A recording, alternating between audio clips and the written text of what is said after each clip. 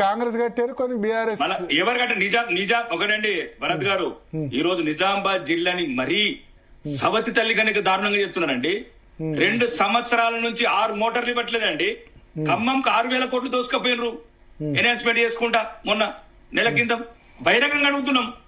దోసుకున్నోడు దోసుకున్నంత. ఇంకా మా ఇన్ఛార్జి మంత్రి ఉంది, ఏమనంటే జనశక్తి అంటది, నక్సలైట్ దళంలోకి వెళ్ళి వచ్చినట్టది, సమాజం అంటది, మమ్మల్ని ఎమ్మెల్యే మమ్మల్ని బానిసలాగా చూస్తుంది. కొబ్బరికాయ కొట్టాలంటే అక్క పర్మిషన్, అక్క ఫోన్ లేవటది 4 నెలల నుంచి. ఇదేంటండి ప్రజాస్వామ్యము? ఒకటే చెప్తున్నామండి, ఈ పరిపాలన అంత దుర్మార్గమైన పరిపాలన. శరత్ అన్న చెప్పినట్లు ఏమీ లేదండి. మళ్ళా ఈ రోజు ఒకటి 5th సిటీ ఫ్యూచర్ సిటీ అని మీరు ఒకసారి రండి. 3 రోజుల తర్వాత గబ్బిలాలు వస్తాయి. ఎర్రగడ్డ హాస్పిటల్ పెట్టమని నేను చెప్పిన మీడియాలో. ఎర్రగడ్డ హాస్పిటల్ పెట్టండి. ఏందండి అది? 200 అంతస్తులు. ఎప్పుడు కడతారండి 200 అంతస్తులు? ఆదిలాబాద్ గొండు తండాలల్లా, లంబాడి తండాలల్లా స్కూల్స్ లేవు, హాస్పిటల్స్ లేవు. నేను చెప్తున్నా, ఇప్పుడు ఏం చెప్తున్నా, ఎక్కడేసిన గొంగలు అక్కడ ఉంది. ఒకరు అభివృద్ధి ఎంత చెందిండొచ్చండి. కొడంగల్ మధిర అది బట్టి విక్రమార్క కాలు పెడితే అప్పుడు వైఎస్ రాజశేఖర రెడ్డి పెడితే సినిమాలు చూపిస్తుండే, భూమి అంతా పచ్చగా అవుతుండే. కొడంగల్ ఈయన పేరేంది రేవంత్ రెడ్డి గారు కాలు పెడితే పచ్చగా అయిపోతున్నారు కొడంగల్. ఒక్క ఊరికి 210 కోట్లు ఇస్తారండి. మేమేం పాపం చేసినాం? ఇక మరి అదే ముందు అంతకుముందు కూడా అట్లే నడిచింది కదా, సిద్దిపేట, సిరిసిల్ల, గజ్వేలు. అప్పుడు రాజశేఖర రెడ్డి ఉంటే పులివెందుల, రైట్ కాదు కానీ అట్లే తయారైంది. భరత్ గారు, నేను మొన్న నిజామాబాద్ బహిరంగ సభలో చెప్పాను. మా గౌరవనీయ సుదర్శన్ రెడ్డి గారు అనుకుంటే, ఒకప్పుడు కుప్పంలో చంద్రబాబు నాయుడు మొదలు పెట్టిన తర్వాత పులివెందుల రాజశేఖర రెడ్డి పెట్టాడు. ఈ కేసీఆర్ వచ్చిన తర్వాత అప్పుడు పేరేంది కిరణ్ కుమార్ రెడ్డి కూడా పెట్టాడు కలిజర. తర్వాత ఇతను వచ్చిన తర్వాత నేను అందుకోసం అంటున్నాను, మామూలుగా కూడా అంటున్నాండి ప్రజలు, మీరు ముఖ్యమంత్రిగా అంటున్నారు మమ్మల్ని. ముఖ్యమంత్రి అయితేనే నిజామాబాద్ డెవలప్ అవుతుంది అంటున్నారు. అందుకోసం మనం నిజామాబాద్ అన్న బరాబర్ నిజామాబాద్ జిల్లాలో ముఖ్యమంత్రి కావాలి, ఏ పార్టీ అయినా సరే అంటున్నా. ఈ రకంగా దోసుకపోతుంటే బందిపోటు దొంగలాగా ఏమంటారండి ప్రజలు? మీరు భలే మాట్లాడుతున్నారు. అడిగేటోళ్ళు లేడు ఈ డెమోక్రసీ ప్రాసెస్ లా. వీళ్ళకి ఏదైనా వేరే చట్టాలు వేరే దేశాల నుండి అర్థమయ్యేది ఏంటంటే దోసుకపోవడం. అది 10,000 కోట్ల కొడంగల్కు, మధ్యలోకి అడుగు పెడితే 400 కోట్ల. మేము 2 నుంచి 4 కోట్లు ఇయ్యరా? మా మారంపల్లి, మా నికాల్పూర్ 2 సంవత్సరాలు భరత్ తిరగబట్టే 6 కోట్లు మోటార్కు. 6 కోట్లు రైతులకు 2,500 పంట వండద్దు, మేము బతకద్దు, మేము మళ్ళా నక్సలైట్ల కోవాలా సావాలా. ఈ దక్షిణ తెలంగాణ దుర్మార్గులు మమ్మల్ని మంత్రులు, సీనియర్ మంత్రులు ప్రతి ఒక్కడు మా ఉత్తర తెలంగాణ టార్గెట్ చేస్తున్నారు.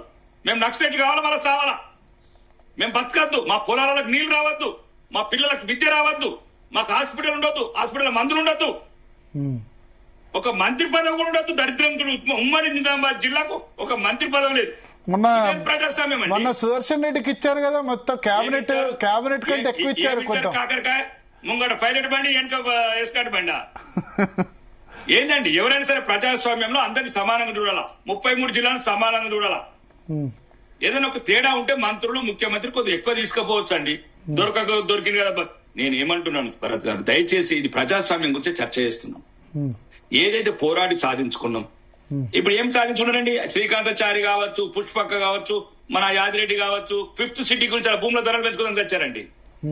ఇది ఎవరు మాట్లాడలేదండి? ఫ్యూచర్ సిటీలో ఏముందండి? 100 కిలోమీటర్లు దొరుకుతున్న తర్వాత వాళ్ళు కోరుకున్న తెలంగాణ వేరండి. నీళ్లు, నిధులు, నియామకాలు. 2 లక్షల ఉద్యోగాలు ఇస్తామని మేము తెలంగాణ శాసనసభ్యులు అసెంబ్లీలో మాట్లాడి చెప్తున్నాను. 2 ఉద్యోగాలు లేవు మాకెందుకంటే 200 అంతస్తులు కూడా వియత్నాం వాడు, జపాన్ వాడు వచ్చి ఏం పెడతారండి మాకు? మాకు కావాల్సింది తెలంగాణలో మౌలిక వసతులు, పిల్లలకు ఉద్యోగాలు, లేదు విద్య కావచ్చు, ఉచిత బస్సు 10 రూపాయలు ఇచ్చే బదులు ఉచిత విద్య చేయండి, ఉచిత వైద్యం. డాక్టర్ లేరు మా దగ్గర, 24 మంది డాక్టర్లు, 2 డాక్టర్లు ఉన్నారు, 120 మంది సిస్టర్లు ఉన్నారు, 3 సిస్టర్లు ఉన్నారు. మేము పోయి పని చేయాలన్నా. అదే కొడంగల్ అయితే వెంటనే గంట లోపల పర్మిషన్ అవుతుంది, గంట లోపల సంగతి. మధిర అయితే పోతుంది, నల్గొండ అయితే పోతుంది, ఖమ్మం అయితే పోతుంది. ఇదా స్వరాష్ట్రం గురించి కొట్లాడిన తెలంగాణ. అప్పుడేమో గజ్వేలు, సిరిసిల్ల, సిద్దిపేట దొరికినోడు దొరికినట్టు దోచుకోండి, మమ్మల్ని అమాయకులు చేసి, తెలంగాణ ప్రజల్ని అమాయకులను చేసి ఈరోజు ఇట్లా బలి చేసిరు మమ్మల్ని. వాళ్ళేమో 3 జిల్లాలకు దోసుకుపోయినరు. భరత్, ఇది తెలంగాణ సమాజం. మేము ఉండవచ్చు, పోతామచ్చు, భవిష్యత్తులో ప్రశ్నిస్తుంది. ఏం హక్కు ఉండండి? ఒకటి భరత్, అందరికి హక్కులు లేవా? ఆసిఫాబాద్ ఓడికి, ఆదిలాబాద్ ఓడికి, ఖమ్మం ఓడికి వీళ్ళకి హక్కులు లేవండి. హాస్పిటల్ దవాఖానలు వద్దు, స్కూల్ వద్దు. నేను మొత్తుకుంటానండి ఇప్పటి కూడా. నిన్నగాక మొన్న కంటం విజిట్ చేశాను భరత్. 10th క్లాస్ ఆడపిల్లలకు బాత్రూమ్ లేదండి. ఎవరిని కాల్ చేయాలా, ఎవరిని ఏం చేయాలో అర్థం కావట్లేదు. ఒకసారి బాధ అట్లా రగిలిపోతుంది. వీడికేమో 100 కోట్లు కొండ పోతారండి కొడుకులు. మాకు బాత్రూమ్ 10,000 రూపాయలు అండి, 10 రూపాయలు వేరే కొడుకులు. అంటే పరుష పదదానం అంటారు. నక్సలైట్ అయితే నువ్వు చంపేస్తారు. ఏమడగల ఎవరిని అడగల? ఒక ఎమ్మెల్యే కూడా సిగ్గుపడుతున్నాయి తెలంగాణలో. మున్సిపల్ బిల్డింగ్ లేదండి, వాళ్ళకేమో 100 కోట్ల బిల్డింగ్లు. మున్సిపల్ బిల్డింగ్ రండి, భరత్ గారు, ఇప్పుడు శరత్ గారు ఉన్నారు, సోదరుడు కిరణ్ ఉన్నాడు, అందరు రండి, కాంగ్రెస్ నాయకులు కూడా అందరు రండి. ఆర్మూరు నియోజకవర్గం చూపిస్తున్నాను, బాల్కొండ నియోజకవర్గం చూపిస్తున్నాను. నేను అనేది ఏంటంటే, ఏ పరిపాలకుడికైనా ఏ ప్రజాస్వామ్యంలో డెమోక్రసీ ప్రాసెస్ లో అందరినీ సమానంగా చూడాలి. ఏంది అయినోడికి ఆకులు పెట్టి మరి దీనికన్నా సౌదీ పాలన బెస్ట్ కదా. ఆ రాజు ఒక్కడే ఉన్నాడు, దుబాయ్ పేరు కదా, రాజు ఒక్కడే ఉన్నాడు, వీడు అడుగడుగున రాబందులు ఉన్నారు. ఇది కరెక్ట్ కాదు భరత్. ఎక్కడ పోయింది బడ్జెట్ ఎంత ఎడిపోతున్నది? 2 సంవత్సరాలు అయిందండి, ₹1 ఇవ్వలేదు భరత్. ₹1 ఇచ్చినట్టు ఇవ్వనండి, రేపు రాజీనామా చేస్తా.